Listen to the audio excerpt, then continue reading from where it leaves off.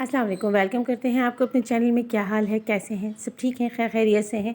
आज की video beginners के लिए है। इसमें हम कंप्लीट बेसिक से सीखेंगे आर्मोल की कटिंग। तमाम जो भी इसमें प्रॉब्लम्स आती हैं और अच्छी कटिंग नहीं कर पाते हैं, तो आपके लिए स्पेशली ये वीडियो बनाया है सिर्फ आर्मोल की कटिंग के लिए। तो वीडियो को एंड तक ज़रूर देखिए और चैनल पर नए हैं तो सब्सक्राइब कीजिए। वीडियो पसंद आती है तो लाइक शेयर ज़रूर कीजिए। साथ ही बेल के बटन को भी प्रेस ज़रूर किया करें ताकि आने वाली न्यू वीडियो की नोटिफिकेशन आपको डेली मिलती रहा करे। इस फैब्रिक में सिर्फ और सिर्फ आर्मोल की कटिंग आपको सिखानी है, कंप्लीट होगी, जिसमें आपकी किसी किस्म की कोई कॉम्प्लिकेशन नहीं हो। जो भी आपको प्रॉब्लम होगी सब इसमें डिटेल से हम बात करेंगे। 7 इंच के या 7.5 की हम इसमें शोल्डर लेते हैं। ये स्मॉल या मीडियम की कुर्ती का साइज़ है। इसी साइज़ के अंदर आपको करना है तो ठीक है, नहीं तो आप साइज़ चेंज करेंगे। शोल्डर की मार्किंग लगाते हैं बिल्कुल इसी तरीके से। इसमें जब हम आर्मोल के लिए लेते हैं तो मैं पूरा 1 इंचेस इसमें बढ़ा देती हूँ। जैसे 7 लिया है तो मैंने 8 इंच का मैंने इसमें इसकी लेंथ ली है नीचे से डीप में। और इसी तरीके से इसी यहाँ पर जितना ऊपर शोल्डर का लगाया था 1/2 इंच कम करते हुए मैंने इसे यहाँ भी मार्क किया है, नीचे भी। अब जो चेस्ट का साइज़ है, चेस्ट का साइज़ आप देख लें। ये स्मॉल या मीडियम की कुर्ती का साइज़ है। इसी साइज़ के अंदर रहते हुए आपने इसकी मार्किंग करनी है। बाकी उसमें मैं फिर आपको बताती रहूँगी कि किस तरीके से आपने इसके साइज़ को बढ़ाना है। वेस्ट का साइज़ 8 इंच ले लिया। बिल्कुल इसी तरह देखें 5 जगहों पे मैंने मार्किंग किया है। आपने भी ये 5 जगहों पे ही इसकी मार्किंग करनी है। ये देखिए इसी तरीके से आपने इसकी फुल साइज़ निकाल लिया आर्मोल का। यहाँ पर सिर्फ ये सब एक ग्राफ टाइप का सा बनेगा, इसमें हमने कटिंग करनी है मज़ीद। यहाँ से चेस्ट को हमने यहाँ से इस मार्किंग से मिला दिया और यहीं से वेस्ट का भी हमने देखें लगा दिया। अब आपको यहाँ से लूज़ फिट जो भी करना होता है वो आप कर रहेंगे अपनी कुर्ती में। मैं यहाँ शेप दूंगी। अब शेप देने के लिए देखें हमने कुछ अलग से किस्म की हमने इसकी मार्किंग की है। आप इसकी मार्किंग को बहुत गौर से देखें।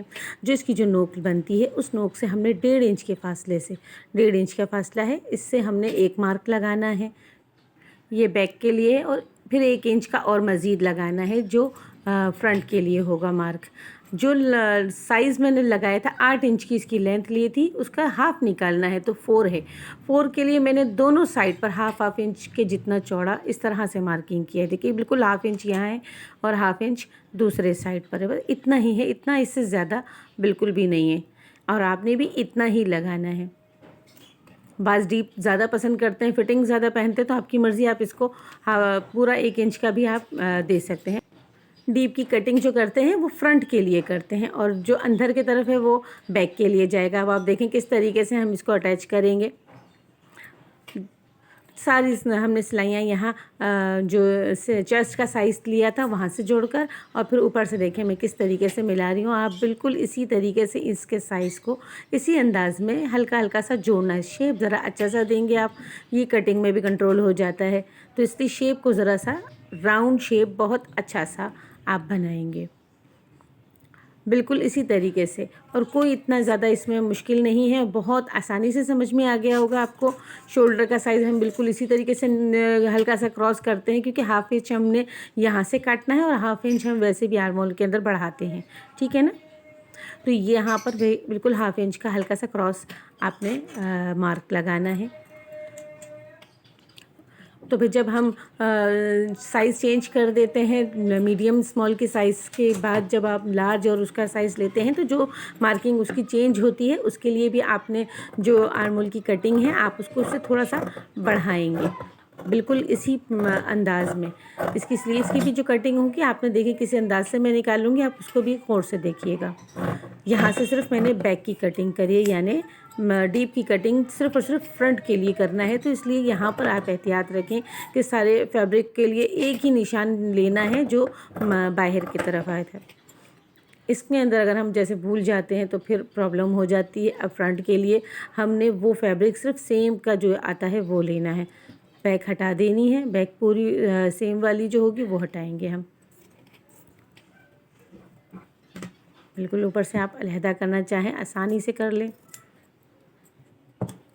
अलहदा करने के बाद आप इसका जो फ्रंट है आपने वो सेट करके और इसकी जो अलग मार्क लगाया था फ्रंट के लिए डीप, आपने वो करना है। इसी को हम फ्रंट बनाते हैं, जिसमें इस तरह से डीप निकालते हैं ना। बाज़ दफ़ा ऐसे होते थे कि भूल जाते हैं कि फ्रंट किसे करना है। इसी को जहाँ पर से हमने हल्का सा डीप कटिंग किया है उसी को हमने फ्रंट बनाना होता है, उसी पर नेक बनता है। तो ये याद ज़रूर रखें। मैं तो ऐसे फैब्रिक हिला रही हूँ, लेकिन आप कोशिश करें कि फैब्रिक ना हिले, आपका अपना हाथ जो है घूमे। तो ज़्यादा हिलता रहेगा तो ख़राब होता रहेगा। तो आप ये चीज़ की एहतियात आप ज़रूर रखें। देखें किस तरीके से ये ऊपर जब रखा है तो देखिए कितना हिस्सा हमने जितना मार्क लगाया था बस उतना ही हिस्सा इसमें से निकला हुआ है। और आपने भी बनाएंगे तो बिल्कुल इसी तरीके से ही निकलेगा आपसे भी। स्लीव्स की हम कटिंग करेंगे, स्पेशली जब हमने इस साइज़ की कटिंग करते हैं तो किस तरीके के हमने बनानी होती है स्लीव्स, और उसके लिए हम किस तरह का फैब्रिक लेते हैं, आड़े कपड़े में हम लेंगे ताकि खिंचाव में जैसे कोहनियों में फिटिंग फील होती है। तो इसलिए ज़रा लंबाई में जो लेते हैं तो बिल्कुल स्ट्रेट लेते हैं, और चौड़ाई में हम इसकी विड्थ बनाते हैं ताकि उससे ये होता है कि ज़रा फ्लेक्सिबल होता है चौड़ाई में फैब्रिक, तो वो कोहनियों में फिटिंग नहीं आती है उसकी। देखें जहाँ 7.5 इंच का हमने लिया था क्योंकि हाफ उधर से कट गया था। अब यहाँ से हमने 2 या 2.5 इंच की मज़ीद हमने इसके साथ बढ़ाना है। तो मैं 9.5 ले लूँगी, 10 ले लें तो भी ठीक है ताकि कम ना हो। इस चीज़ का ख्याल होता है कि ज़्यादा जोड़ आ जाता है तो हमें ये प्रॉब्लम होती है। तो ठीक है हमें 10 ले लेते, 10 को भी मानते हुए आप लेना चाहें बिल्कुल 10 का। आपने ये चारों फैब्रिक है मैंने दोनों स्लीव्स कटिंग करने के लिए आपके लिए, ताकि आगे पीछे का भी जो भी मसला होगा आप उसको गौर से देखेंगे तो प्रॉब्लम नहीं होगी। बिल्कुल सीधे तरीके से हमने फैब्रिक को वो किया है। और दोनों साइड पर जो बैक है उसको हमने वो मार्क किया। ये बैक नहीं है, सॉरी, ये फ्रंट पर आना है, इसलिए इसको मैंने मार्क किया है। अक्सर लगाते हुए फ्रंट कौन सा है और दोनों की ही डीप, एक ही स्लीव्स की डीप कटिंग हो जाती है तो ख़राबी हो जाती है। इसको देखते हुए किस तरीके से हम करेंगे। हम स्मॉल या मीडियम की लगाते हैं 3 इंच का। आप देखें 3 इंच का ही यहाँ से भी जब हमने लिया था, यहाँ से देखिए यहाँ से भी 3 इंच का ही आया था, तो 3 इंच ही ले लेंगे। ठीक है, इसी 3 इंच को हम रखते हुए जब लार्ज की शर्ट होगी तो अब ये साइज़ चेंज हो जाएगा। तो हमने 3 इंच के फासले पर हमने यहाँ मार्क किया है, और ऊपर से हमने इसकी नोक से हम स्केल की मदद से इसको बिल्कुल स्ट्रेट मार्क करेंगे। ये मार्किंग ख़ास होगी, हमने इसी के अंदर शेप देना है। किस तरीके से देंगे आप इसको गौर से देखेंगे। बिल्कुल देखें ये जो शेप देते हैं इस शेप के अंदर ही सारा काम होता है स्लीव्स का, जिसके अंदर हम फ्रंट की और बैक की कटिंग कर रहे हो तो बहुत अच्छा सा शेप लेना होता है। इस साइज़ में जो मीडियम स्मॉल की साइज़ है इसमें हम 2.5 इंच के फासले पर हम लगाते हैं। जब लार्ज की लेंगे तो ये 2.5 से 3 हो जाएंगे, 3.5 भी हो सकते हैं। एक जगह मार्क लगाया, फिर 2.5 इंच के ही फासले से एक और मार्क लगाया। इसी तरह हमने ये 3 मार्क लगाने हैं। ये याद रखें कि हमने यहाँ 3 मार्क लगाने हैं, और ये आगे पीछे दोनों साइड पर आते हैं। इस सीधी स्ट्रेट मार्किंग के दोनों साइड पर आए हैं। तकरीबन आधा इंच, इससे ज़्यादा नहीं होगा ये। तो किस तरीके से हम इसको जोड़ेंगे आप देखें। बैक है ये जो मैं बना रही हूँ ये बैक है। ये मार्किंग बैक की कहलाती है, जो बिल्कुल राउंड शेप बाहर की तरफ आती है स्ट्रेट मार्किंग के साइड पर। ठीक है, और फ्रंट यहाँ से इसकी डीप कटिंग होगी, और फिर ऊपर वाली मार्किंग के लिए हम बाहर की तरफ आ जाएंगे। बिल्कुल इस तरह से डीप हमें अंदर कहाँ किस हिस्से में करना है इस चीज़ का ध्यान रखना है। अमूमन कहाँ डीप करना होता है वो हम बाहर निकाल देते हैं। इसको ज़रा अच्छे से आप समझें। यहाँ से हमने डीप कटिंग करनी है कि जिससे झोल आ रहा होता है। तो इसकी डिटेल को हम ज़रा अच्छे से समझेंगे ताकि एक ही दफ़ा में आपको अच्छे से एक्सप्लेन हो सके कि किस तरीके से इसकी कटिंग करनी है। स्लीव्स को कितना लूज़ रखना है, मैं यहाँ 6 इंच रख रही हूँ। आपको अपने हिसाब से जितना आपको रखना हो आप अपने हिसाब से इसकी फ़िटिंग रखेंगे। ये इसकी फ़ाइनल फ़िटिंग नहीं होगी, क्योंकि जिस तरह से मैं लगा रही हूँ आप देखेंगे बहुत आराम से इसकी फ़िटिंग हम बाद में निकाल लेंगे। ठीक है, यहाँ मार्क कर दिया। इसकी भी यहाँ पर मार्किंग डबल होगी, कटिंग की अलग होगी और स्टिचिंग की अलग होगी। जबकि हम ऊपर से जब कटिंग कर रहे होते हैं तो उसमें डबल मार्किंग नहीं है, जो कटिंग है वही हो जाएगी। ठीक है ना। अब यहाँ ये फ्रंट है, हमें बैक कटिंग करनी है। ये याद रखें कि फ्रंट को ही नहीं कटिंग कर दें वरना बैक ख़राब हो जाएगी। तो इस तरह से इसको बैक की इसकी कटिंग करना है। फ्रंट के लिए हमने तो इसके सिर्फ 2 फ्रंट के एरिए आएंगे जो आमने सामने के होंगे। मैंने दोनों को मार्क किया हुआ है ताकि आपको याद रहे कौन सा जुड़े हुए थे। तो ये दोनों हिस्से फ्रंट के हैं, इनको मैंने इस तरह से मार्क कर दिया था ताकि पहचान हो जाए। अब आपने ये कटिंग करनी है। इससे ये होता है कि आपकी दोनों स्लीव्स का जो साइड आएगा फ्रंट का वो सेम होगा। ठीक है ना। इस तरह से आप इसकी कटिंग करेंगे कि बिल्कुल सेम रखते हुए। ये इसका बैक आपने ऊपर रखना है और इस तरह करते हुए यहाँ से डीप लेते हुए कटिंग करना है के अंदर जो सीधी रॉ लगाई थी उसके आधा यहाँ से जाना है और आधा, ये देखेंगे क्या शेप बनता है। अब इस शेप को हम ज़्यादातर कहते हैं कि ये मद बनना चाहिए, ये मद नहीं है, उल्टी मद कह सकते हैं। मद दो अंदाज से बनती है, किस तरह की होती है आप अक्सर जो बनाते हैं लिखते हैं हम मद इस अंदाज में बनाते हैं, ठीक है ना, या ये शेप बनाते हैं। तो हमें ये याद रखना है कि शेप इसमें मद की सीधी नहीं है, ठीक है ना, उल्टी मद बन रही है। ये याद रखा करें कहाँ डीप होना है और कहाँ से बाहर की तरफ आना है, ये सब आपको बाद में पता चलेगा। कटिंग के वक्त इस तरह का शेप आना चाहिए, ये शेप होता है मद का। जबकि ये इससे बिल्कुल बरक्स देखा जाए तो बिल्कुल डिफरेंट है, कहाँ से डीप जा रही है और कहाँ से बाहर की तरफ आ रही है, ये मद नहीं कहेंगे इसको। अब ये जो साइड है जिसको हमने मार्क किया था ये फ्रंट का है, दोनों साइड ये फ्रंट के हैं। और ये जो फ्रंट के साइड है ये लगेगा कुर्ती के फ्रंट के साइड के साथ जो फ्रंट पर आ रहा होता है, और एक होता है बैक के साथ बिल्कुल सीधी राउंड वाला लगेगा। और यहाँ जो शेप जिसमें आया है उल्टी मत का वो फ्रंट पर आना है, ताकि डीप एरिया एक साइड निकलेगा तो फिर झोल ख़त्म होगा, दोनों का बराबर हो जाना है। ये फ्रंट के साथ फ्रंट को जोड़ना है और बैक के साथ हम बैक को जोड़ेंगे, बैक स्लीव्स को। तो ये मेरा रफली सा बनाया था आपके लिए पैटर्न, तो इसको मैं रफली सी कटिंग कर देती हूँ। राउंड नेक के लिए शेप नेक किस तरीके से बैक की कट गई और ये फ्रंट की भी यहीं से ही हम ऐसा रफली सा कट कर देते, ताकि आपको शोल्डर जोड़कर भी और किस तरीके से स्लीव जोड़े हैं उसकी कटिंग इसकी स्टिचिंग आपको यहीं पर ही देख लेंगे आप किस तरीके से होती है। तो बैक जैसे नॉर्मली हम जोड़ते हैं आपको पता ही होगा, बिल्कुल उसी तरीके से इसकी बैक जोड़ लेनी है।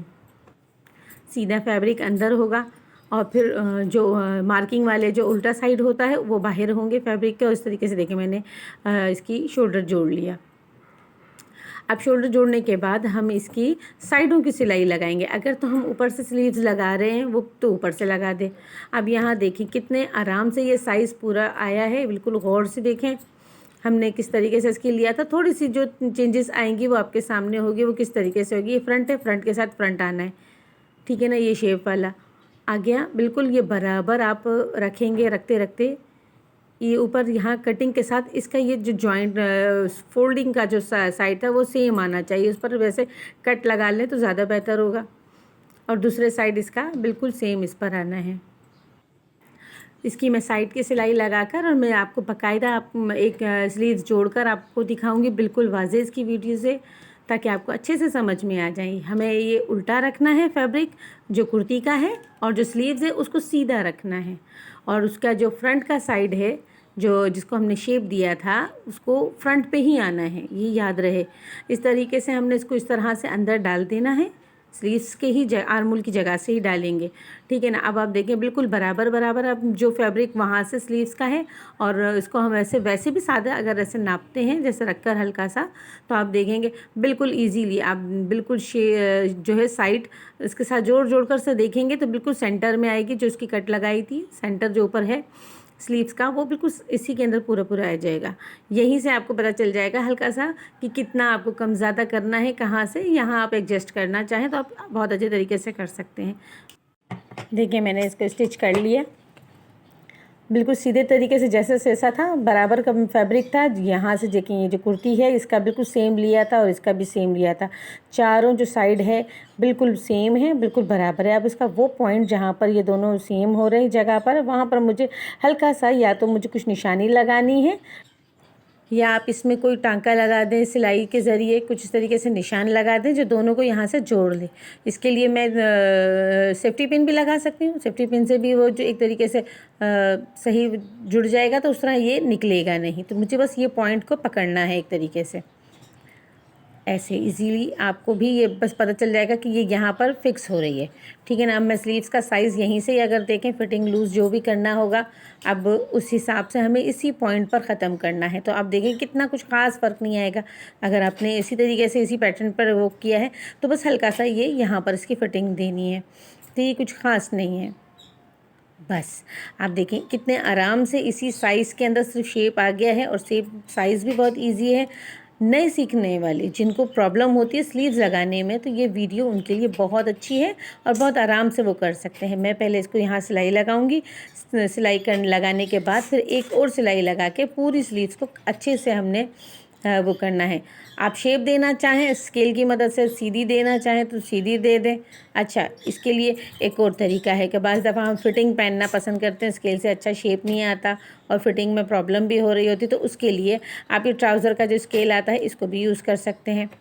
ठीक है ना। इसे शेप आप अपनी मर्ज़ी से कहीं से भी इसको डीप करना चाहें, कोई शेप अच्छा सा देना चाहें, आप अपने हिसाब से लूज़ फिट इसको कर सकते हैं। तो मैं बहुत थोड़ा सा ही मुझे शेप चाहिए, कुछ ख़ास नहीं, तो मैं हल्का सा कर्व मुझे देना है, तो मैं इस तरह से इसको यहाँ निशान लगा दूँगी।